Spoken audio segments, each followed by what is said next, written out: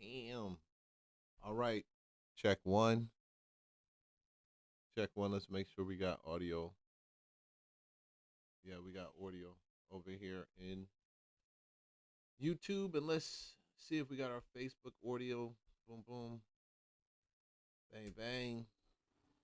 And you know what it this is. This is your boy Leon, and we're at the Real Estate Lunchbox serving you something to eat. Boom. Here we go. Serving you something to eat Monday through Friday. We go live. We're streaming on Twitch, YouTube, Facebook. You know how we do. We know how we do. Hang out with your boy. We can talk about some of the greatest and latest topics related to real estate, Atlanta, culture, lifestyle. We are popping. We're popping. We're popping. And I'm not going to take long to jump into this, man, but I appreciate you taking the time to jump on here. Hollering at my people over there at YouTube. Check us out. We're going to roll this poll. Ooh, YouTube been doing kind of something crazy on the back end when it comes to YouTube Studios. So it's been doing that for the last couple of weeks. I don't know. They might be updating over there on YouTube. Who the heck knows? Bada bing. And who the heck cares? That's not going to stop us because the show is going to roll. And of course, the Alexander Brothers YouTube. Oh man, I tell you, if you don't know who the Alexander Brothers are, these are brothers that and I think it's one cousin. Test. Yeah. Oh, let me go. Congratulations. Well done. Here we go. The Alexander Brothers were recently arrested, probably about a year ago, right? About a year ago. The brothers were arrested, famous real estate luxury brokers, Midtown at Manhattan, New York. Dude, I don't understand. I don't understand. They went the Epstein route. They said they made some real estate commissions, so they're going to start trafficking girls. Congratulations. Well done. You got yourself a one-way ticket to the slammer, man. Yeah, you guys got a one-way ticket to the slammer. That's it. The slammer slammed them. They locked the door. You think with everything going on with the Epstein files that they're going to let y'all jokers get away? They can't get Epstein because they hung his behind. Because, I'm sorry, he hung his behind. But they definitely, they sure without a shot of a doubt, is going to get the Alexander Brothers. And the Alexander Brothers deserve to get got. Three brothers, all convicted. Alan, Orrin, and Tal Alexander found guilty of all counts, including sex trafficking, sexual abuse, and sexual exploitation of a minor. All three brothers choosing not to testify. Now they could face up to life in prison for their crimes. The trial taking place in a Manhattan federal courtroom over the last 5 weeks. The jury returning their verdict after 20 hours of deliberations. 11 women testifying against them, all accusing one or more of the brothers of sexual assault. Some even claiming they were raped.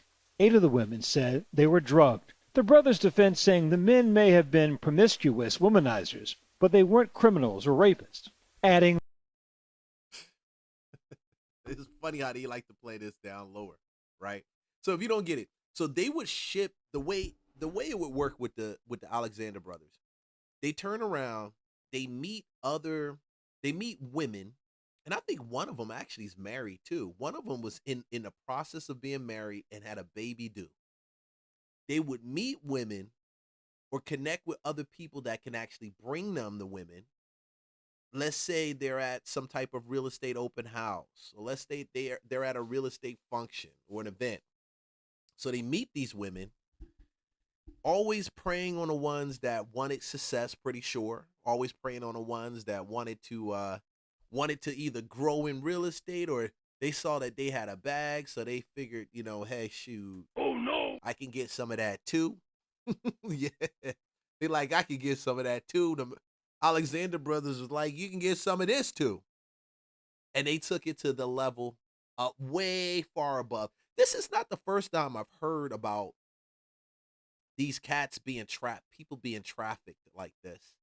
Not just the Epstein side, but I'm talking about the way they get girls out, man. They do the same thing in the hip hop. I think hip hop tried to do the same thing that a lot of these billionaires, millionaires, these highly successful corporate business tycoons were doing. They tried to do the same thing in hip hop, but it's just mm, listen, they different. The hoes is different, bro. The hoes is different. In this case, some of the women said they straight out raped them, not even turned around and just trafficked, not just brought them out there, not just drugged them, but also raped them. Bro, that is vicious. That is the most vicious shit that I've ever seen. And at the end of the day, just the nonchalant attitude that these guys had. I saw their bill hearing when they were in bail, they were trying to get bail, and the judge denied them bail and all this other stuff that went on with it. And it was almost like they didn't take it serious. Yeah, real estate agents. Some of the luxury ones. Y'all listen. Y'all listen. They're just because you're an agent, that don't mean shit. I'm telling you. It don't mean nothing. It don't mean nothing. It only means something to you, but it don't mean nothing to nobody else. Matter of fact, the rest of the world kind of look at agents sometimes as being used car salesmen in some ways, which I never quite understood. But I didn't never feel like a used car salesman. Maybe people like to hold you responsible for their own fuck ups anyway. Like if they just don't have the right mentality, it's your responsibility, you're the fault. But these guys were definitely at fault, bro. You gonna face life in prison for some box. You're gonna face life in prison because you just wanted to smash some unconscious box. Oh no! I think, my personal opinion, if that was my daughter and you guys that did that shit too, they need to throw the damn bag at you, and the box at you, and everything else in between at you. Oh no! Yeah. What's going on? What's going on? See, when they talk about Epstein and how Epstein and his file and the rich millionaires and the multimillionaires that were responsible for Epstein's fall and all this other stuff, I'm gonna tell you, I mean, not responsible for all that were wrapped up in Epstein's web. No lie. This is the shit they talking about. This is the stuff they talking about.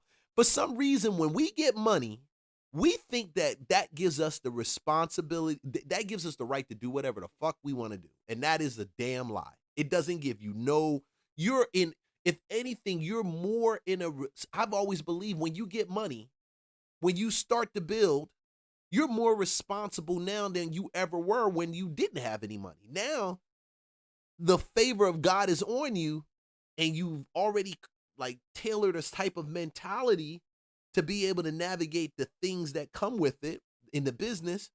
You're more responsible. You're more responsible to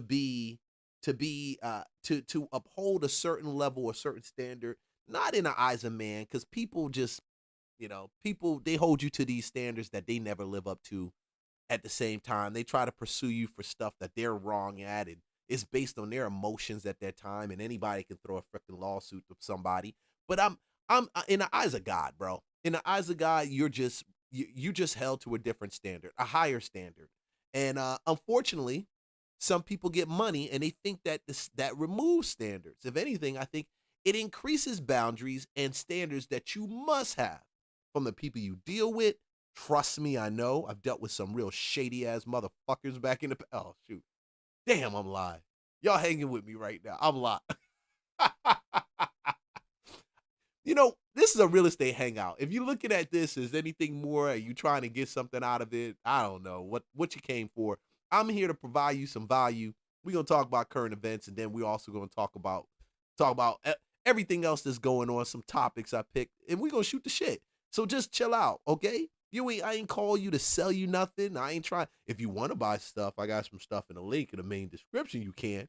It's cool if you're watching me on YouTube, Facebook. I think I got my link to my Patreon over there. It's got some other stuff.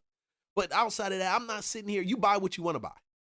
I'm just going to give you some wisdom because at the end of the day, man, I've been in this business. This will be my 20th year in real estate. And at the end of the day, I've already seen all the shit. All the shit. And I truly believe that if you get your mind right, you won't be in situations where you get a bag, like these guys got a bag, and you think that means that you could do whatever the hell you want to do. Okay? And it all comes back, in my opinion, to not knowing who the heck you are. You put your trust into all this other stuff instead of putting your trust where it needs to be deposited at, and, and rested in the image you need to have. Look, I'm getting churchy. Let's go. Their behavior wasn't trafficking, it was dating and hooking up.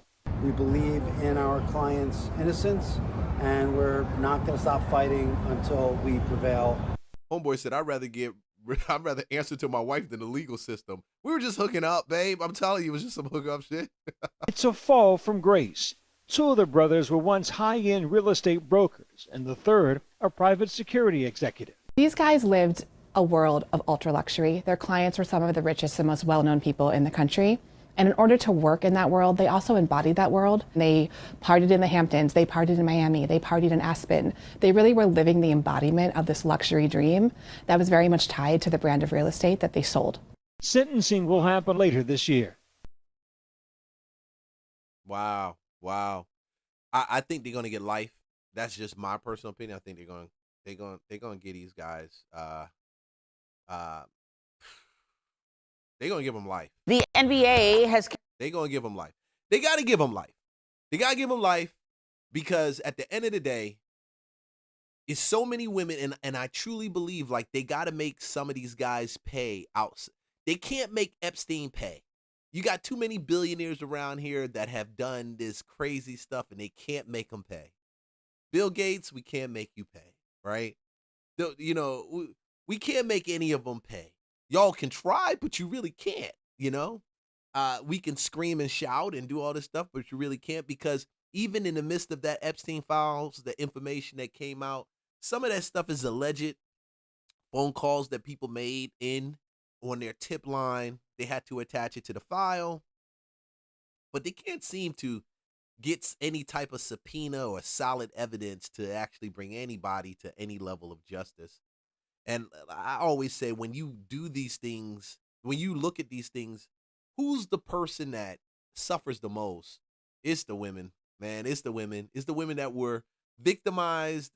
And I'm gonna tell you, there's a other part to it. Some of these women, they actually showed up because they were expecting something in return. Like they were trying to get closer to the wealth, the power. Man, come on, let's be for real. If somebody calls you to the Cayman Islands or to a private island, or calls you to somewhere that's heavily exclusive, and you guys barely know each other, you only met like at a real estate function or some pass-by function, I would first ask, like, why the hell out of all the people that you can bring, why you got to bring me?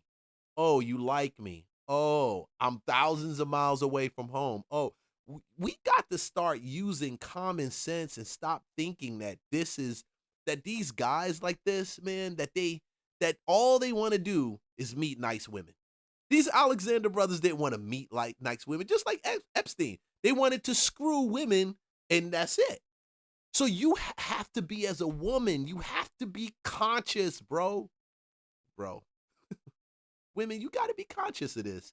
I as much as I felt some type of way about the Epstein files, I sat back and I still thought about this. I said, they were all in that life of and it's funny, like same thing with the women they got caught up with. They're all in that New York type of LA type of model fashion life. Like the closer you get to these type of people, the more of your chances are of making it, being successful.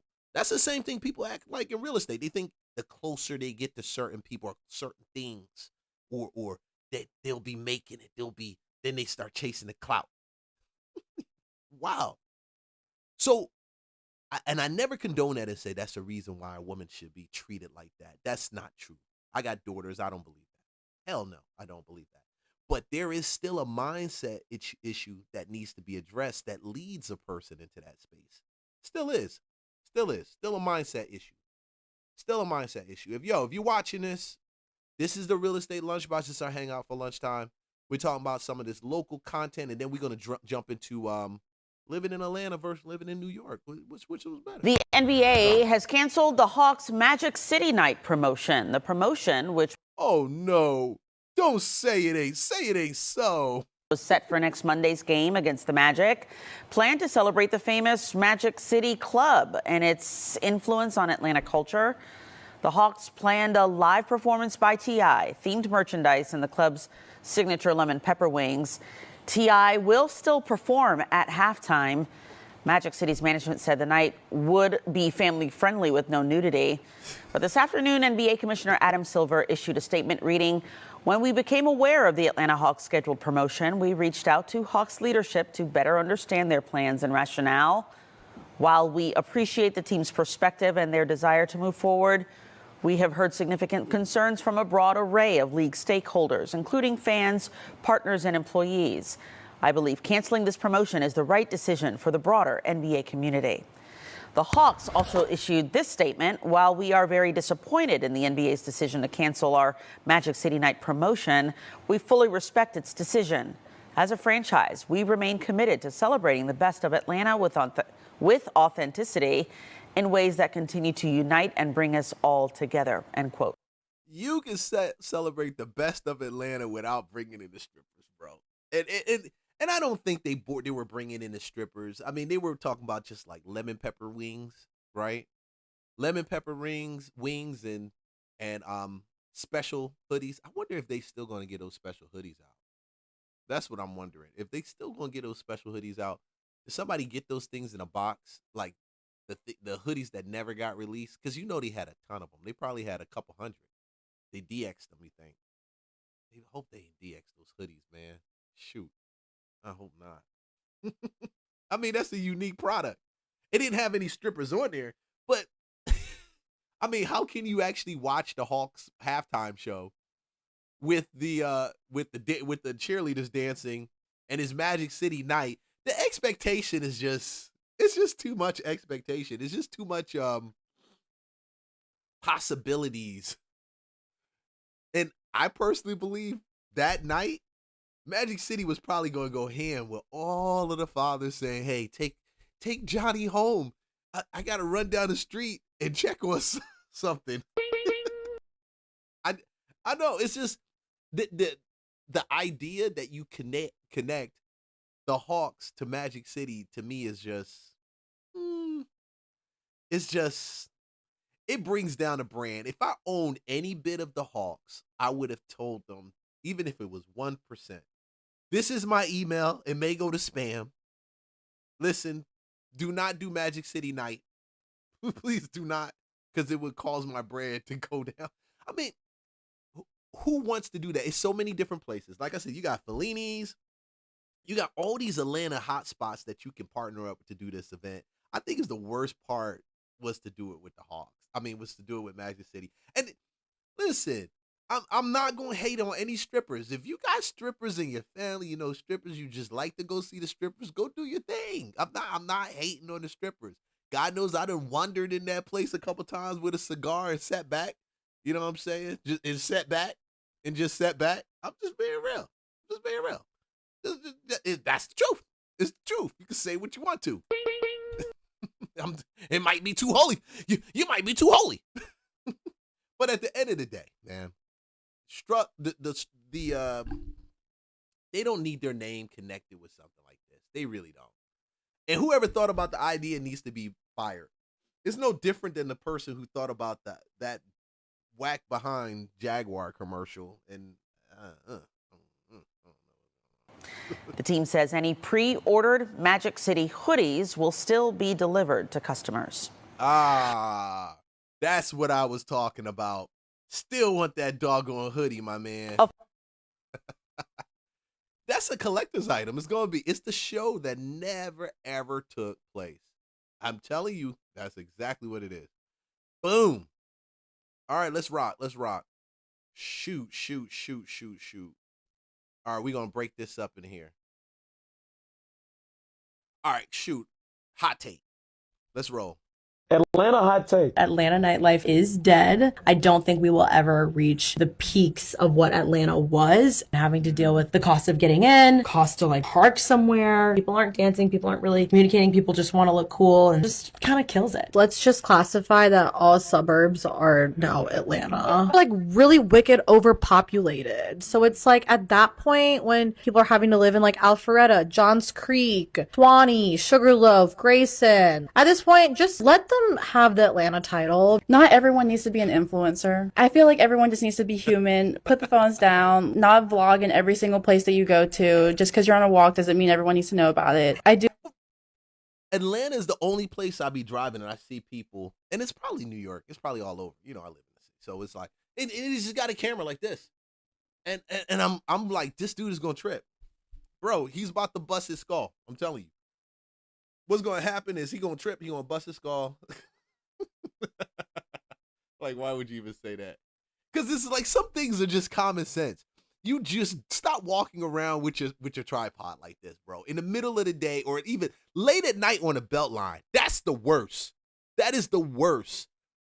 Somebody got to tell these little girls, stop doing that stuff. Honestly, you don't know who around you. It's just plain safety. Just plain safety. Love learning about new restaurants and new places in Atlanta, but I'm sorry, Lady Bird is not a hidden gem. Atlanta is like a bummer compared to big cities. All we have is traffic. We don't have a lot to do. How many people do you know finding new things to do every weekend in Atlanta? It's not a thing. Everyone goes to the Beltline every weekend. Everyone goes to the same bars they go to every weekend. If you're out there and you do other things, I respect you. Please tell me what you're doing. Your boy's moving to Atlanta, Georgia. Yes, sir. Take me through that. Take me through that. I went from hearing New Yorkers to Southern Belles. I heard young people calling people ma'am. Y'all know I can't touch Georgia without stopping at Publix first. After I stop at my house in Buckhead, bro, I cannot believe this is my house. It's crazy, bro. Look how hard work pays off. As a former New Yorker, I feel like Atlanta has a nice skyline, but I don't think it's fucking with New York. I'm sorry, my Georgians. I'm sorry. I just gotta be real. I don't know if this is a hot take, but I think Atlanta's traffic is way worse than NYC. I couldn't even believe it myself. They was not chatting on TikTok. Me and my friends went to go ride scooters at some shit called the Beltline. It was mad brick. I never knew that Georgia got cold, gang. I thought it was like 70 degrees all year. Georgia got cold. Man, Georgia started getting cold back in 2015. So keep this in mind. We're not talking about a New York cold. We're not talking about like the Hawk.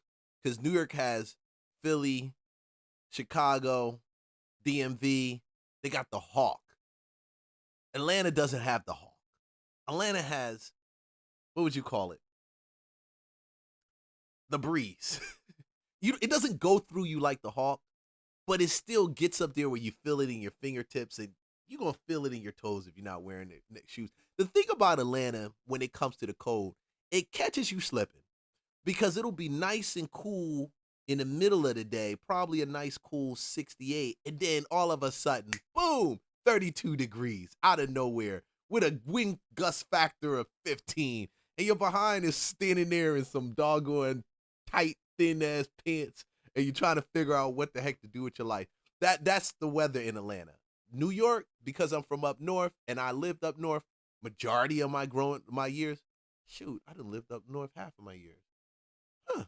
Brown. After we went to go get cookout, this is my first time trying it, and I'm not gonna lie, it was pretty solid. You can't really mess up tenders, fries, and a wrap. I'm not gonna lie, the day was really long, so we headed back to my crib in Buckhead, and stay tuned for tomorrow, because it will be my first time trying Waffle House. Let's see what the hype's about. And to my Georgians, my Atlanteans, can you please welcome me with love? I'm sorry to add to the population of the city and making the traffic even worse. They keep making our traffic worse, bro. Worse. So at 25. You left LA. Where did you move to? Atlanta. You like oh, it? that's low. Yeah, I fuck with Atlanta a lot. The only thing, it's like the scenery. Like you can't go hiking. Like I like to be outdoors. You go to Stone Mountain? But that's like an hour away. That's too low for me. I'm Brian Bacon. There was this girl that was talking about how it was so hard to live in New York City. She was a recent transplant, and she felt that all she was doing was working and sleeping, and it was just so hard. And I just knew that the comments were going to be like, girl, you can do it. You can make it in New York City. You can make it anywhere. And the first comment was like, leave. And then the next comment was like, girl, it's not gonna get better. And it was just comment after comment after comment, like, New York City is not what you think it is. It's a myth, it's a lie. Go back home, find your community. And I was like, wow, that is something, because I am not from Atlanta, but I live in Metro Atlanta now, and that might be important. But I've been here since college, so we're talking going on 25 years. There's never been a day where I was like, I can't do it.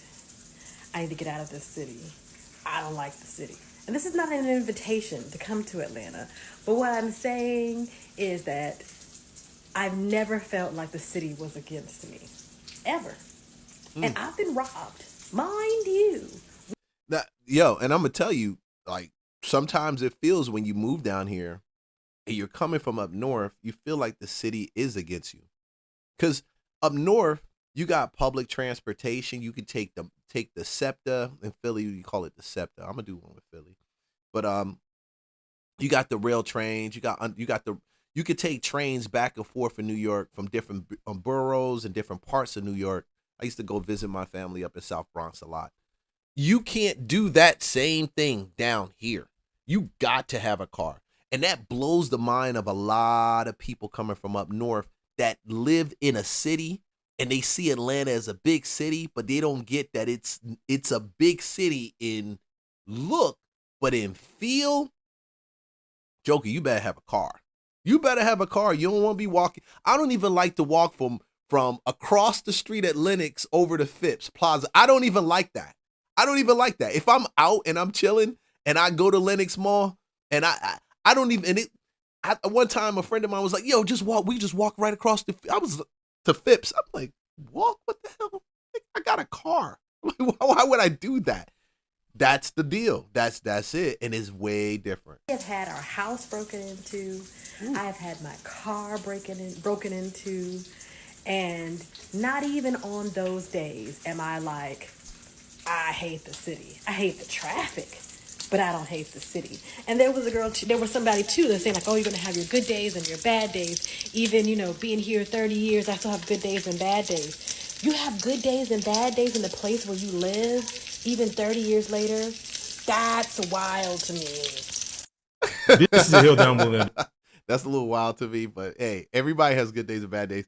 What, man, the first time I think the first year I was down here, like literally somebody like banged into my car, and it was the weirdest thing. I'm driving up the street. There's a street called Godby Road, College Park. I lived right in Riverdale at that time, and I'm doing everything right. I'm driving my car. I had insurance. Now, it wasn't the most fanciest car, but I was in college. What the heck, I'm going up the street. I'm supposed to go up. They jump out of traffic and start coming down my street, head-on collision. Wow. Yo, I never had an accident until I came to Atlanta. I'm just going to tell you that. Never did. Atlanta is better than New York. Atlanta has better weather, has better cost of living, and you can actually park your car. New York, on the other hand, it's loud, overpriced, and smells like regret and ambition at the same time. Meanwhile, back at Atlanta, it has culture, wings, music, and room to breathe. New York might hustle harder, but Atlanta, they live better. I can trade New York for anything else. I think New York, I think Atlanta does live better than New York. And just coming from up north, dude, trust me, it's something about looking at grass on the ground when I first got here. I know y'all gonna think I'm crazy, like I'm tripping. I'm really not tripping. I'm really telling you the truth. It's something was about, like I came down, I said, damn, they got grass in the back of the house and it's got a tree and geez, look at this. It looks manicured. Like it wasn't set up as a tent for people to come and congregate. Like it's just part of the terrain. All these houses have grass in the back of them with trees, the greenery. Georgia's got a lot of greenery. I'm telling you. It's the best boyfriend to me. New York is not a husband though. Yeah, New York. You don't marry New York. You marry like Texas, Florida. You don't marry Atlanta either. Atlanta is a broke boyfriend. You don't want to marry Atlanta. I mean, you know what I mean. Yeah. Oh.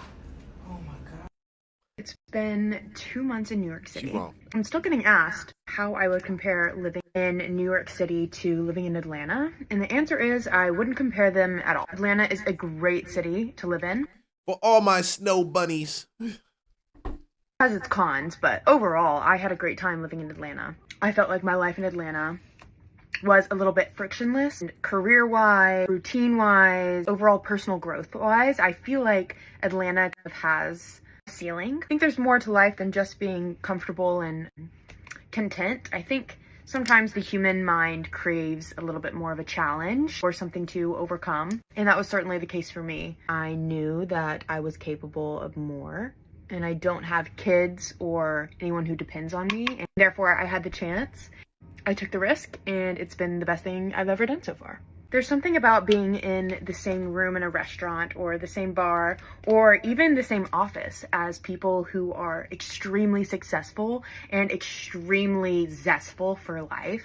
That is so inspiring and so motivating. It gives me so much energy. I've noticed that I'm able to work out harder, get up earlier, work longer, put in more energy to things than I ever have before, and I think that's just because of the energy of the city. It's certainly not comfortable. It's certainly not comfortable, and I keep on saying I'm here for a good time and not a long time. But final thoughts. If moving to New York is something that you've always wanted to do, you think that there's something here for you, then challenge yourself. Why not? You have one life. If you have a little bit of time, then use it in the best way possible. I know some of y'all left Atlanta to go up to New York, and I know somebody who actually did that. Overall cost of living -4 below the U.S. average in Atlanta. And the average, -100 to 150% above the U.S. average. Bro, we went from a -4 below the U.S. average to a -150% to a 150% above the U.S. average. NYC is expensive. Average rent in NYC in Atlanta $1,600. NYC $4,037. I'm trying to figure why Floyd Mayweather decided to buy a bunch of units, and we're gonna talk about that in New York. That's the worst choice. That's how I know a fool and his money will be quickly departed. Median home income, home price $418,000. I think we're at like $495 in Atlanta now. I'm sorry, $395 in Atlanta. At 8 in NYC, bro, 1.2 million in Manhattan. You're sick. It's crazy. Groceries, average. They can't even get the groceries, utilities right. Oh, Martyr Pass, average yearly $95 in Atlanta. $132 to take monthly average Metro card. Oh God, come on. Housing cheaper, salary gap. This is the problem with New York. The doggone salary gap. The gap between, that's why y'all got Mondani. That's why he got in office. The salary gap. That's why. It doesn't fit. If the average salary is $130,000 to $150,000, dude, it doesn't fit. Employers in NYC do pay more typically. I can understand that, but typically not enough to fully cover the cost of living in New York. Data suggests NYC salaries are only about 18 to 20% higher than Atlanta salaries for the same roles. The same roles. You're looking for an adventure when you go to New York. You're not looking to real come up, because you're gonna be working sun up to sun down, like the girl said, man, just to live and survive. Like as a barista, I don't want to live to work, man. I don't want to work to live. Yeah, I don't want to work to live and live to work also. It's just, I mean, I love work, but it can't be just to be able to breathe. Like, I don't know, bro. I love this question. And if I had $1 for any time someone asked me what I liked about Atlanta versus New York or vice versa, I'd probably be rich. So someone needs to pay me. But what I love about Atlanta is the food, it's so much fun. It's so affordable. Like Atlanta, I know people say the prices are going up, but believe me, it is nothing near what New York City is. The reason I left Atlanta was, at the time, Atlanta did not have the opportunities that I was personally looking for as a creative, specifically in the fashion space. And I got accepted to Syracuse University for grad school, so that really is what prompted my move. New York, to me, has some of the best people in the entire world. The opportunities are unmatched. And I'm Jamaican, so I really thrive here. I enjoy living here. I enjoy the food, the parties, etc. It's just a great place to be. Ooh, where they all at? Oh, real talk. That's how it is. I don't know where she at, homie. I don't know where she's at. She, shoot, I'm gonna find, I got her creator info. I'm gonna put it in the video. Like and subscribe. I'm gonna drop this individual piece, but I'm gonna tell you the cost of living in New York. Y'all can do that thing, man. Y'all can do it. Y'all can really do it. When I came down to Atlanta from Philly, I was done. I be done with up north, man. Like, y'all get excited for this city energy. I don't know. Do you really get excited about people being up on you? I don't know. I just can't get excited people being up on me, man. It like you turn around, you got somebody on your left. You turn around, you got somebody on your right. Like, the shit never quit. It just never quits. Never. If you can't pay me $600,000 over asking price, I'm selling to BlackRock. If you didn't buy Starbucks last year, you could have bought my asbestos-ridden condo for $1.6 million. Come on, baby boomers. Come on, boomers. Please, I work 3 jobs. Is there any way I make enough to buy a home? I told you, get the out of my office. Nobody wants to hustle That's New York anymore. Back in my day, I babysat twice and bought a lakefront cabin, 2 jet skis, and a riding lawnmower, all cash. I'm taking your home and making my 9th Airbnb rental. I'm gonna squeeze this new family for every penny. Yo, baby boomers is the beast. You ever did business with a baby boomer? I do it in real estate. You guys just different level. Just a different place to be at. Different place. Boom. FedEx guy is probably rolling through here. He ain't gonna ring my doorbell. He ain't gonna ring it. He better not ring my doorbell. Not right now. All right, cool. So check this out. Man, shoot, I'm just happy to be online, bro. Ooh, I'm just happy to be here. I'm telling you. This is how we do it. All right, here's the next one. Let's roll FedEx guy. Thank you. I hate it when I'm streaming and the FedEx guy just like ding, ding, ding. And my doorbell just ring and I got to get up and go get it. Ugh. Houses aren't selling. Sellers ain't selling houses. Let's talk about this, yo. You guys. Hey, guys. It's April and Lance here. This is round 2 of taking this video because somebody is a pain in my ass. Hi, April. Hi, Lance. But anyways, we decided to come here because we swore that we would be upfront and honest and open about the good, the bad, the ugly, and all the things in between with this adventure. The truth is, we have listed the house. It has sat on the market for 2 months. We have gotten very little, how do you say, traction? We've gotten 1 offer and they... We got 4 offers, but we're not. We got 1 real offer and they ended up ghosting their realtor when it came time to put the earnest money down.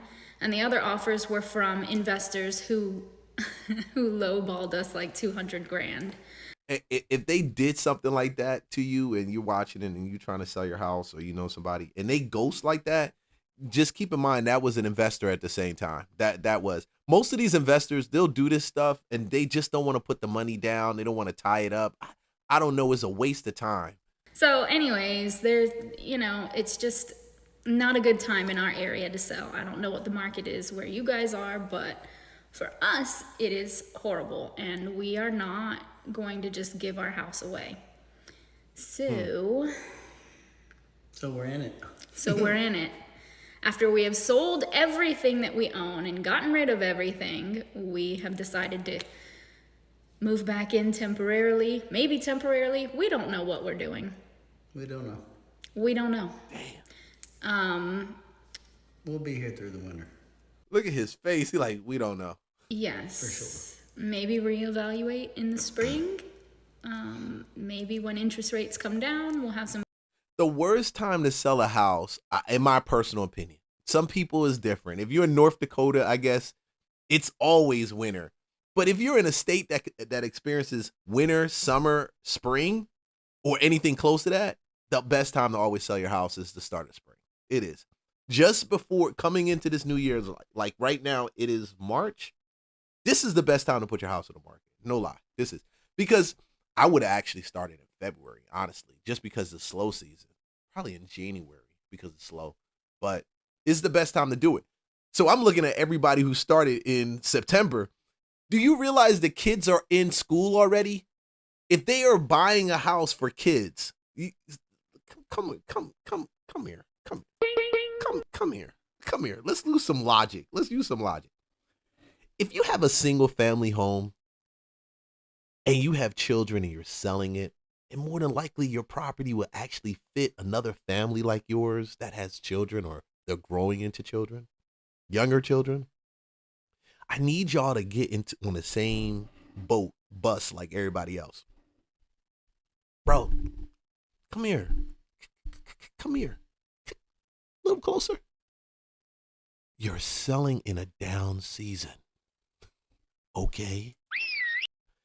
And it's the truth. You're selling in a down season. Everybody who wants to buy for their children to move into that school district, if you live in a good school district, 90% of the time, they cannot move their kids mid-school. Sometimes they can, sometimes they can't. But most of the time I've seen, they can't. So y'all got to use a little bit of common sense with this when you do it. Just a little bit. Better luck. We don't really know. But for now, we're back in the house and rebuying some things. And not rebuying some things. Mm-hmm. Yeah. Because we don't need all That the things sucks. we have. This is day 107 of us trying to sell our home here in Florida, and it is not selling. I know everyone keeps telling me in the comments that it is our price, and I'm telling you guys it is not our price. We've dropped our price 3 times now. We are lower than everything else on the market. If you guys have any suggestions what else to try, I mean, it's a bigger house, so maybe there's just not families our size that have this. So we're a family of 6, so it's a big house. Yeah, I don't know, maybe there's not people our size, maybe there's people sort of in our price bracket who are trying to move to our area. We're gonna try to get like a professional photographer to come in and kind of stage the house, get the drone. Skeet. Okay, listen, you got a family of 6. I'm gonna stop this. I like to give advice during my video. I know some of y'all just like to watch these doggone reels and look at these people. I don't know if y'all get happy off of them freaking suffering. I don't know what it is. Maybe you trying to get an idea of what's happening out there in the market for real. I'm gonna give you an idea. 107 days on the market. It goes back to what I said already. You got a family of 6, a house for a family of 6. Listen, I'm just trying to help you. You need more run room. You need to, timing is important in this market. It's important right now. And you probably dealing with a realtor. And you should have already did the custom pictures. You should have already did the drone shots. You got to come on the market hard, homie. You can't come on the market halfway. You got to come hard or don't come at all, big boy. Oh, no. Yeah. You don't mess around with that stuff. Y'all keep messing around. Get the 3D imaging, all that stuff, to see if presentation will just get more eyeballs, and then more eyeballs will be more showings. More showings will hopefully eventually equal a sale. But man, if you guys have any recommendations, put them down in the comments, man. I'm all ears. Yeah. This may not be the market for you right now. So this is day 101 of our house being on the market. It's been... Why is everybody seeing 100+ days right now? All of y'all seeing 100+ days. What's going on with that? frustrating to say the least. During the first month, we did get an offer, but it was over 100 grand below our asking price, and we kind of scoffed at it and turned them down, thinking we would wait because it was only, the first month. So now here we are, day 101, and we have not had any offers since then. So we're kind of second guessing ourselves if we should have accepted that first offer, because we have already packed up most of our home, so that we can move before our kids start. We have one starting junior high and one starting high school, so we kind of wanted to make the transition. But feels like it's a little bit too late since school just started. So yeah, trying to figure out what to do. Any advice? Thanks. Fire your realtor. Yeah, your realtor should have told you what the deal is, bro. Fire them. Yeah, I know. I said it. Fire the realtor. Because some of them, they just give you guys numbers just to make you feel comfortable and feel warm and fuzzy. And those numbers really don't fit. Listen to this. A man in the UK failed to sell. Oh, this is good. This is good. And I got somebody that I know that does this already, but he does it professionally. Like his whole layout is moving units in this form right here. And honestly, I think that this is probably the future of how we're going to move some real estate, especially when you have less properties out there and you got more people buying. But in this situation, we got more people buying. Yeah, we do. Well, we got more houses and less people buying. It's a buyer's market. His house for $1 million. So what did he do? Maybe the greatest marketing strategy I have seen. He created a raffle and raffled off tickets for $1 a piece to win his house. After a couple months, he had sold $2 million worth of $1 raffle tickets. The winner got the house. He profited over $2 million. Ooh. I'm going to stop this right here. Check this out. We're going to finish this. If you're looking for off-market properties in Georgia, just go ahead and check out the main description and jump on our off-market property list every Friday. Get an off-market property, something that we have on the market. No, something that were sent to us that we have that we're getting ready to sell or that's not listed on the market. It's all different situations, different strokes for different folks. But either way, that's what you want to do. It's free to join it. Keep going. Let's keep going. I just had to tell y'all that. I told you I ain't got nothing to sell. It's free stuff, bro. It's free stuff. Join the list.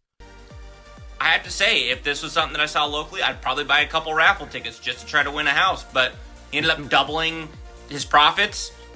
Win-win. It's Gucci. I got a buddy that does that. He has a 6 unit, and right now he's raffling one of the 6 units off. One of the units in the 6 units off, which I think is dope because it's actually a sweepstakes. It's different for every I think it's different for every country and every state has their rules and everything, but it's a sweepstakes, and you can win a free unit for a year. I think he does it one of those units for a year. But either way, it's still best way to go. These creative ways to sell property. If you're struggling to sell your house right now, just know you're not alone. Google searches for can't sell house have reached a new record, and they're now higher than they were back during the 2008 housing crisis. High home prices and mortgage rates have kept a lot of potential buyers on the sideline. All right, so fine. Marcus, a lot of people are searching this phrase. Does it tell you that the housing market is as bad as it has been over these past many years, or are you seeing signs of life? Don't worry about the search results. It's not a rate issue in my mind. It's an issue of if I sell my house, how buried am I in it based on my mortgage? Am I going to be able to pull out enough equity, and am I going to be able to move somewhere else? And am I going to have enough equity to close on somewhere else? And you hear people all the time say, I can't sell my house now, even though I'd make a couple $100,000 because I don't know where I would go. I don't know what I could afford. I think the gridlock is a function of where do I go? 1, 2, what is my mortgage? 3, do I have a delusion, I think as Dagan was saying, around the elasticity curve? And if I just drop my price, would I sell it? Some people can't afford to drop their price. But doesn't... Yeah. I think the biggest problem is where do we go from here? And baby boomers have it. If you're getting, I think the statistic was 40% of baby boomers own their houses outright. So if 40% own their houses outright, that you take that 40%, average house, $400 and something thousand, let's say $450. 450,000. They can afford to drop it as much as they want to, honestly. But at the end of the day, let's be for real. You sell it and let's say you get 400,000 net in your pocket. Where you gonna go live?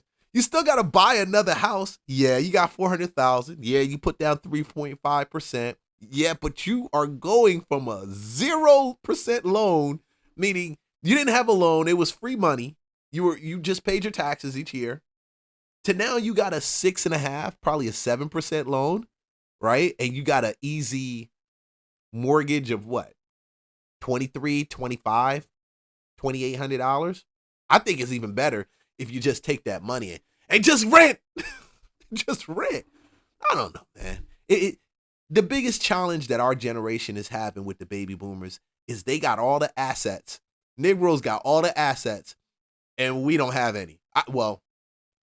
Some people don't have any. I got it. But some people don't have any. But at the end of the day, that's the biggest problem. They just don't know where to move to. And wherever they move to, they're going to end up probably draining through that money before they die. So they got to sit still. I mean, would you? I know I would. I wouldn't be traveling all over. I'll be traveling. But I wouldn't be like giving up my paid up house for something else. I don't know. You tell me. Like, subscribe, follow for more content. Let me know what you think about this. That's the dude that did The Prophet. He had a lot of stuff going on. Hold on, let me see what the rest they talk Can't Sell My House. Ooh, look at that. Fannie Mae. Man, if you can get some I like buying REITs, but if you can get some stock in that Fannie Mae, Freddie Mac, ooh, I think even the down is a good play. That if you're thinking about going from one to the other, Can't Sell My House searches means there's more and more people out there who would like to sell their house, right? Yes. I mean, and that's an increase in supply that should have, from a buyer's perspective, a positive effect on price. But they're delusional about price. You can always sell your house. There's going to be somebody out there who would buy it, but you've got to drop the price until you can move it if you're in an emergency situation where you have to dump it and get out of it. Or if you're in an emergency situation, you got to dump and get rid of it. You got my email inside the main description. But at the end of the day, man, I'm going to tell you the reason why these people aren't able to do this is because nobody has the next step set up. The next step is not profitable, regardless of however you do it, especially if you got a 4% interest rate, 3.5%. Where are they going to move to? Now, what does that mean for you who potentially want to buy a house? You're like, damn, Leon, I get it, but I want to buy something. Get on our Georgia property list. We send off market properties every Friday. Jump on it, jump on it, jump on it. Wow. Okay. I don't have nothing to do. I'm just hanging out for lunch, bro. This is the lunchtime hangout. This is what I do for lunch. This is the lunchtime hangout. Yeah. Lunchtime hangout. Okay. Ooh. Mr. Floyd Mayweather. Money Mayweather Floyd. Check him out. Just another ordinary day. Chilling in an EWB Rolls Royce. For those that don't know what an EWB is, that's an extended wheelbase Rolls Royce. I need the leg room. I know I ain't that tall, about 5'8.5". Some days 5'9", but it is what it is. Chilling, sitting right here watching the Thriller in Manila, Ali versus Frazier documentary. Come check it out.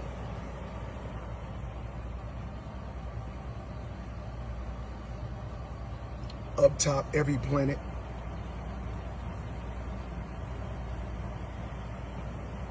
In the bag, it's crazy. NBA YoungBoy, see all this? It's on its way to you. Let's go. Boy. Mayweather is broke, bro. I'm going to tell you, check out his crib. I literally had to stop because it was coming in my tread. And they were talking about, Mayweather going broke. Mayweather going back to fighting. Mayweather got 3 more fights. He already lined up some fights. He gonna fight Tyson. He gonna do an expedition fight. I'm like wondering, why the hell would you be fighting? But it made sense why he got trapped in Dubai. The Joker is broke. Check this flip out that took, and I'm gonna tell you why I feel he's broke too. The boxing legend with a 50-0 record just took a loss. Money Mayweather lost $14 million selling his Beverly Hills estate. What went wrong with a house even Floyd couldn't flip for profit? Prime location, next to the Beverly Hills Hotel. Street-to-street lot, private theater, gym, glass wine bar. 15,000 square feet of marble, oak, and luxury. Built in the 90s, partially refreshed in the 2010s. But in 2024, the luxury market hit pause. Interest rates climbed, cash sat still. Even the most iconic addresses sat unsold for months. And Mayweather... I'm going to tell you one reason why the luxury market took a beat in 2024, and I truly believe it's still taking a beating right now in some degree. It took a beating because all of that foreign money now can't flow as freely as it wanted to flow in our country. And you know why? You know why? Trump said it. They ain't letting this thing go through. That foreign money was the New York foreign money for condos, the Miami foreign money for condos, the California foreign money for houses and condos. And when that slows down, I know y'all don't want to believe it, but it affects everything else in the market too. Home, it stayed on the shelf for nearly a year. All the while, he was paying over $300. That's not uncommon though, but for Beverly Hills tied to his name, that's a little uncommon. $40,000 a year in property tax just to hold it. Even for Floyd, that's a pricey timeout. In the end, he bought it in 2017 for $25.5 million. Sold it in December 2024 for $11.5 million. That's almost a 55% drop on a trophy asset. But someone else played the round like a champ. While the market hesitated, an anonymous investor pulled a golden ticket, picked up a finished estate in one of Beverly Hills' most secure pockets for less than the land and build cost. Now that same house is back on the market, listed at $32 million. So here's the real question. Did the market simply bounce back? Or did someone just pull off the luxury flip of the decade? It's the luxury flip of the decade. Well, I would say the decade, but it's definitely the luxury flip of probably the year, the last 5 years. That's why I know Floyd doesn't know shit about real estate, bro. That's why. So when they say, is Floyd Mayweather rich? Is he poor? Does he going broke? In 36. I'm going to let you figure this out. Listen to the way this joker talk. Does this sound like a real estate investor to you?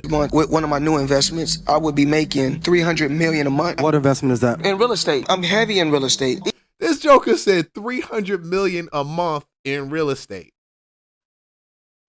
I'm trying to figure out, Bo, what you investing in? Like, what are you investing in that you getting 300 million? I think he see. Boy. Even though I got a lot of cash, OPM. You don't always have to use your money. That's why it's very important for y'all to make sure y'all keep y'all credit right.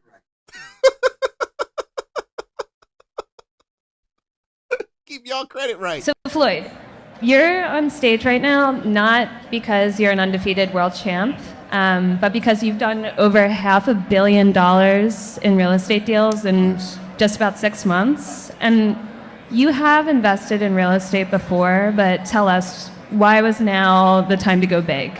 For years, I've invested in real estate. Keep an eye on this guy right here. Keep an eye on him. Listen to what he said. Mainly in commercial. You know, it started with skyscrapers in Manhattan. Then eventually we moved to commercial as well as residential. And, you know, I took my time. I had a very, very smart team. Guys that was very, very educated in real estate. And now we're here. We're constantly making power moves, making smart moves. We're not rushing. And I'm still learning each and every day. That is called the finesse. I'm telling you, that is called the finesse.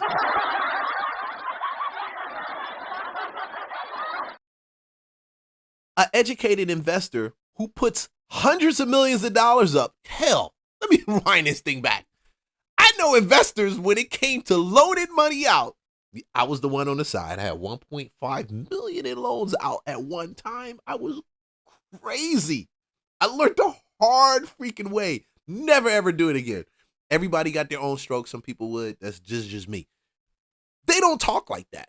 The conversations don't sound like that. Nobody's giving their money out and just saying, oh, well, you know, he has nothing to do in life. Like nothing. You're retired. You're sitting on billions. You should at least be able to say some common sense things about your portfolio that makes sense for people.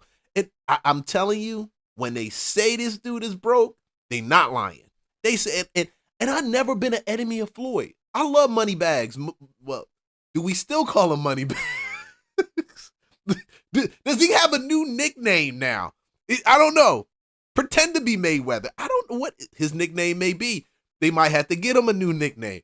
It might be Knockout Mayweather because he gets knocked out in these 3 expedition fights that he's got to do to make the bread. But this guy clearly doesn't know shit. He clearly. So Vada has done a lot recently. Yes. You've retail, you've office in Chicago, New York City, and Pittsburgh. Yes. You have affordable housing, you have luxury rental Yes. housing. I'll just stop there.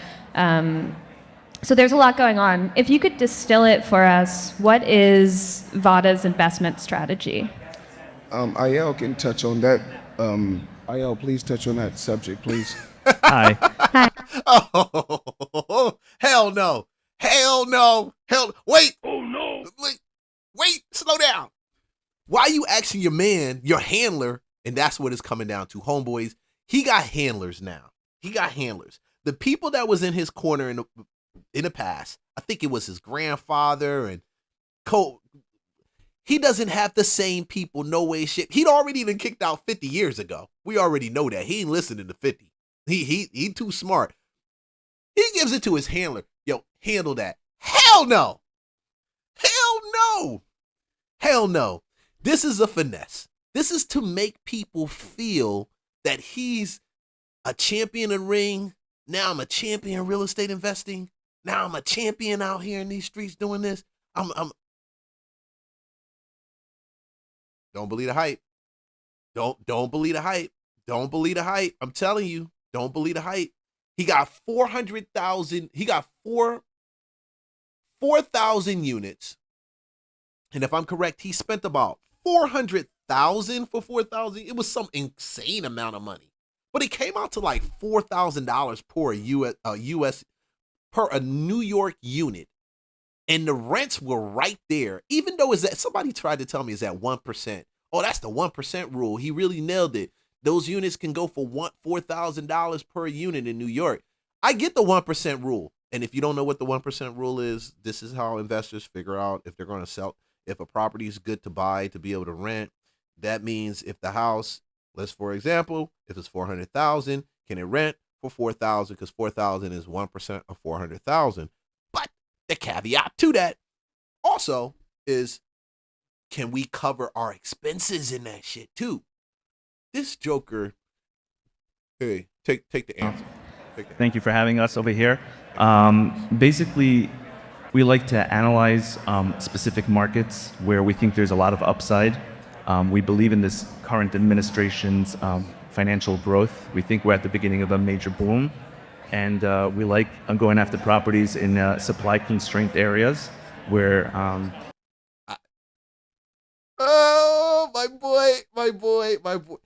What? See, I got a Jewish money guy, too. They about them damn numbers, bro. I tell it. Shout out to my boy Charlie. About them damn numbers. And it's nothing wrong with being about it.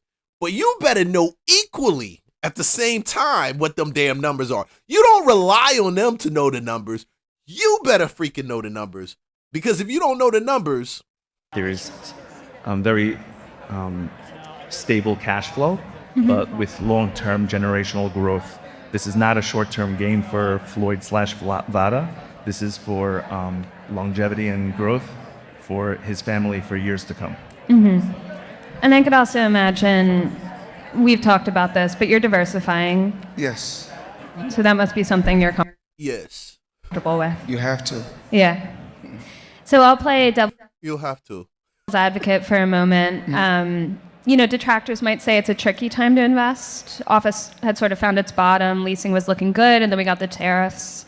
Some of the affordable multifamily you have is rent stabilized, which has been pressured since 2019. Oh, that's getting too much pressure on his behind. It's too much pressure. Too much. And as a boxer and a businessman, you're thought of as risk averse. But why do you have this appetite, seemingly, for risk in real estate? Well, life is about taking chances. I've always been a risk taker, so, I mean, if you're going to gamble on anything, you have to gamble on real estate. So, I mean, it's paid off, great thus far. And the only thing I can do is continue to keep believing and keep working hard. No. If you got to gamble on anything, you gamble on yourself. And that's the rule. That's a rule. I didn't even figure it out. I didn't get it. Nobody really told me. You keep dealing with these people and you look for them to make you successful in real estate. You tell them, I got a bag full of money. Hell, can you come and help me spend that money? If you got to gamble, because it's a risk you're gambling with people that don't know you, and you're putting a bunch of money on the table for them. Listen to me. I'm going to tell y'all. Gamble on yourself. Don't gamble on other people. When I say gamble, meaning follow that thing in your heart. Look, gamble on the image that God made you, the image and likeness of him. Gamble on the fact that you are a child of God and that you walk into these situations and he gonna help you out. Gamble on that confidence. Don't gamble on people because they have a certain level of what they have the credentials, and the credentials look all marvelous. Don't gamble on them. Gamble on yourself. Bet on yourself in this game. That is the reason why people fail in this real estate space. They got shit to do with anything else. They always look for people to save them. They look for people to make them rich. They look for people to connect the dots. They look for people to teach them this. Oh, please teach me how you did that. Nick, bro, we got YouTube. They got a bunch of free programs. I ain't got no free program also. I'm just letting you know. But you can go ahead and download my Georgia list because I want to sell you a house, the deal that's out there on the market. But either way, gamble on yourself, bro. Gamble on yourself. You're the one that's worth gambling on. These people, gamble on yourself. Gamble on yourself. Gamble on. So you lose. You done said, damn, I done lost. But I lost following my doggone heart. I gambled on my damn self. Because the reality of it is if you gamble on yourself, you lose. You come back, you gamble yourself, again, you lose. You're going to win because you're more confident in yourself, the God that's in you to overcome situations, than it is and to work through situations, to go to the next level, than it is to gamble on people that really don't care about you, Mayweather. They give two shits about you. They don't care. They really don't. They barely care about their family. Why would they care about you? I don't know. I don't know. That is the cockiness and the arrogance that comes when you make money. And I've seen it in real estate. I've seen the most cockiest niggas. Oh, look. I'm trying. Listen, I'm trying. I'm really trying. Look, my phone getting hit up right now. I am really trying. I'm not going to do that. But gamble on yourself. Gamble on yourself, my man. Gamble on yourself. How long do you think it will be until the housing market crashes? Due to AI removing people's jobs. How long?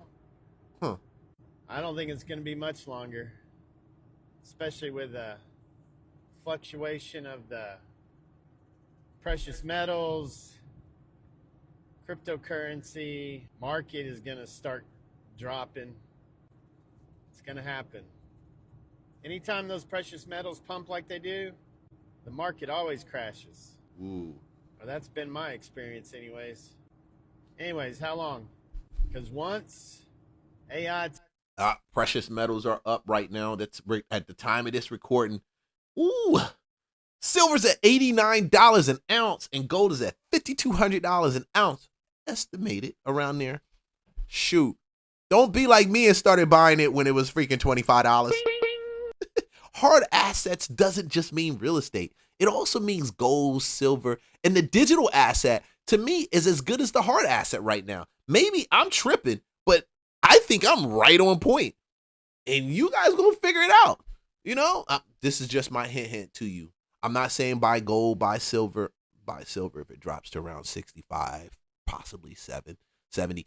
I'm not a financial consultant licensed to do that. I'm just a licensed realtor. And everything I'm telling you right now is just for entertainment purposes. Don't take me at my word. I gotta say some shit like that. Because some of y'all gonna be like, Leon said, go ahead and buy some gold and silver. Bro, you can do whatever the heck you want to do. The market will crash. You can bet on it. You can bet on it. Takes over all these jobs for these people that are computer people, programming, databases, all that stuff. There ain't gonna be no more jobs. Nope. And those people aren't gonna have anywhere to live. And those people probably aren't gonna be able to keep their visas. Hold on. Which means they're gonna have to go home. How did he jump from place to live and visas? Hold on, I'm trying to get this. My dude, how do you jump from places to live and visas? Like, I thought we were talking about crash. Oh, what he's saying is that when the market crashes, people that are here on visas that have expired gonna have to find a place to live because they came here to work in the market, and the market isn't where it's supposed to be. That might be true. It might not be. I'm not 100%. Which means their houses are going to get foreclosed on probably, or they're going to sell. That's already happening. Already happening. Immigration, deportations are affecting houses going into foreclosure. I did a video on it. Go check it out. In Texas is where I'm seeing it the most. There's going to be so many houses for sale that you can go buy you a big ass house for next to nothing. That's what's going to happen. You watch. May not happen overnight, but it'll be a gradual bleed out. And if those people are smart, they won't try to stick around and keep it. They'll sell it and leave. The world's about to get wild. And it's all going to be because of AI. AI is going to change the whole landscape of our employment. The whole employment landscape is about to change because of AI. Anyways, let me know what you think. My man is right. I kind of believe the layoffs right now aren't because of AI. It's because they want to actually put AI in the position, see if it works. And then when they discover that AI doesn't work as good as it does, as they say that it does for that position, then they bring somebody back and they pay them less. But the reality of it is I'm already using AI for workflows and creation and stuff like that. It hallucinates. It hallucinates. The sheer thumbnail for this video, for this hangout was done through AI. And I had to produce 7 of them until I actually got the right one. 7 of them. Yeah. 7 of them. Damn. Ooh, this is about to be, oh my gosh. Homeboy's not wrong.